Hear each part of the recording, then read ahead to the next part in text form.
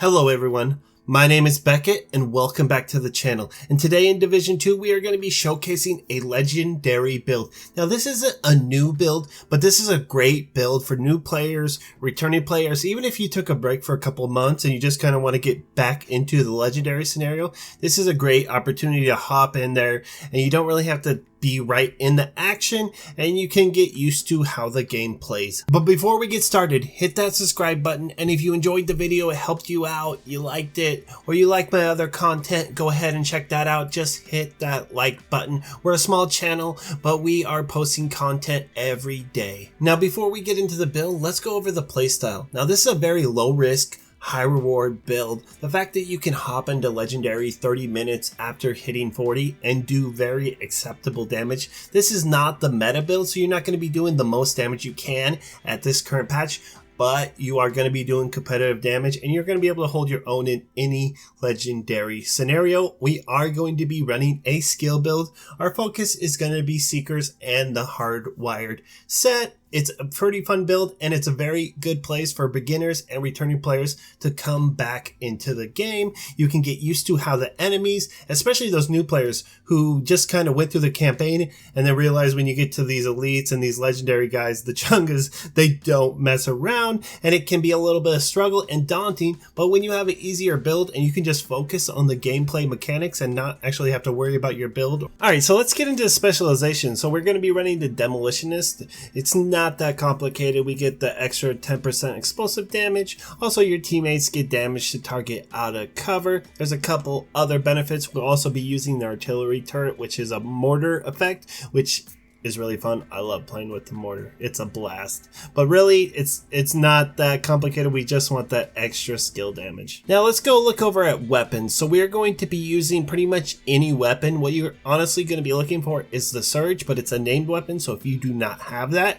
go ahead and get any weapon that has the spike talent. And what it does, every time we get a headshot, it grants us skill damage for 15 seconds. So we just got to pop out of cover about every 15 seconds. Make sure we always have that skill damage rolling out, and then our skills are going to do the rest of the work. Now for a secondary, you don't have to, but if you want a min max, since we're going to be using artillery turret, you could get a rifle with perpetuation, but it's really not needed. It's not going to add that much damage and you might lose some damage. Also, we are going to be using a pistol with future perfect. This is really good if you can get a chance to finish someone off and you can really do a lot of bursts. Since we're already going to be at 6 skill tier, just pushing that over every about 90 seconds is really helpful. Now let's take a look at the gear we're going to be using. We are going to need to pick up a 4-piece of the hardwire. We will need the chest and the backpack for the talent, which I'll go over that in a second. And it also comes with feedback loop. Whenever you use or cancel a skill, your other skill cooldown is automatically reduced by 30 seconds, and it increases your skill damage by 10 seconds for 20 seconds. So it almost negates skill haste. Not completely, we'll still need a little bit, but we won't need as much as you would in a regular skill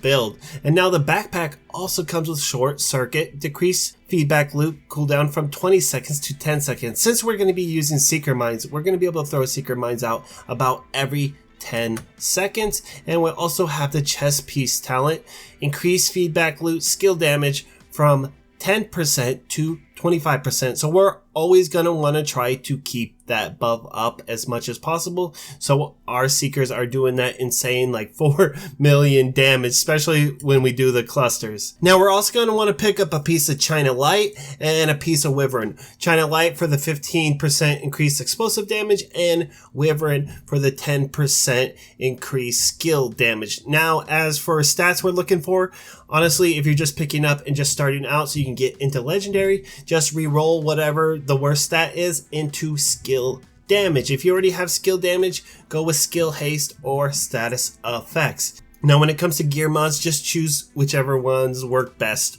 for you. So if you feel a little squishy, add some armor on kill or protection from elite mods. If you feel like, because we're going to be rotating skills, if you feel like you don't have enough skill haste, put some more skill haste on.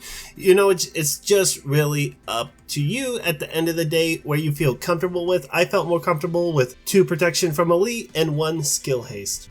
Now for our skills, we're going to be using the cluster seeker mine. That is our go-to, that is our bread and butter. It's going to come with 10 mines when we add the mod for extra ammo. As well, we're going to have the extra damage mod, so it's going to be doing something ridiculous, between 3 and 4 million for each seeker, and you have about 10 seekers going out at once every 10 seconds. Now for the second skill, we're going to go with artillery turret, mainly just to get our seekers off cooldown, but they do quite a bit of damage, about 3 to 4 million for every enemy hit, as well as a bleed going out. It's nothing to mess around with, but our seekers are going to be doing 90% of our damage. Now normally at this point of the build video, I would go into the stats, but before we go into that, I just wanted to just show you guys a little sample of what the rotation is like, because it's not hard to do, but it's easy to mess up.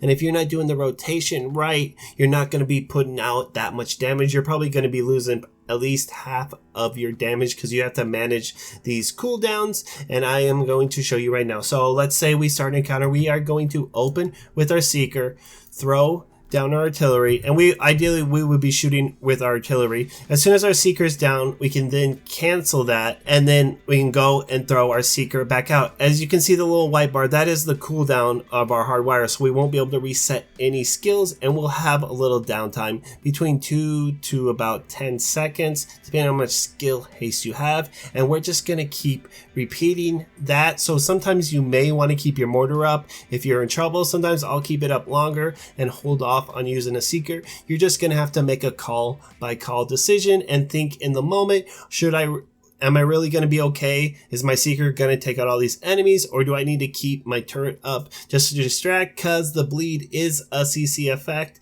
and it can help you out in major ways, especially against chungas. Now when it comes to stats, just put skill damage in everything. And now if you have room for a different stat, you can either go status effects or skill haste. I would suggest at least one skill haste, and if you have room for another one, ideally would be armor regen, but you can always get armor on kill or protection from elites, from your mobs, and still be pretty tanky in that build. Now, although we can go into a legendary 20-30 minutes after we cap with this build, it does have its downsides, and there are quite a few. We're not going to be putting out as much damage as a meta build would be. This is something for you to get a foothold, for you to get started, for you to get used to the game, and then you can move into more complex builds, something that's going to push out a lot more damage, but you are going to be doing very good competitive damage in a legendary scenario, and sometimes you're going to be out damaging most of the people in a pug scenario. Now this build also has a big problem when you're getting rushed or a chunga is on you or anything. You have